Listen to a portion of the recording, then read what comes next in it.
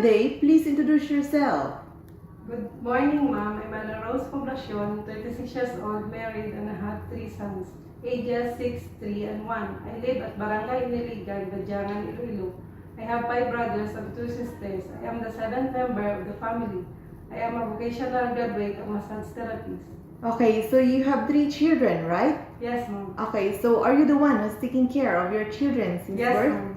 And do you have work experience as a domestic helper abroad before? Yes, ma'am. Okay, please tell me about it. I work in Kuwait as a domestic helper for 2 years with a couple of 2 children, ages 2 and 4, and 1 elderly, 60 years old. I do all the household chores like cleaning, washing, ironing, and do cooking, but my main duty is to take care of the baby. Okay, so another employment experience? I work in Hong Kong for 5 months, ma'am, because I break my contract because my father was died. With Okay. a couple of So how many members your employers have in Hong Kong? 2 adults, ma'am, and 2 children, Okay, what are the ages of your children? 4 and 6. 4 and 6 years old. So, are you the only one helper in your previous employers? Yes, ma'am.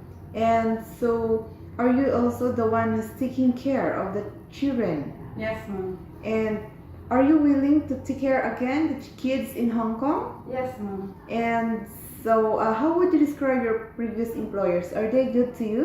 Yes, ma'am. Do you have any tattoo? No, ma'am. And do you have a surgical operation or serious sickness before? No, ma'am. How about your employers? Are they good to you? Yes, ma'am. And why do you want to work in abroad again? I wanted to work abroad because I to able to send my children to school, and I wanted to build a house for my family. Okay, so if you get hired, who will take care of your children? My mother, ma'am. Okay, what time do you usually sleep and wake up when you're working?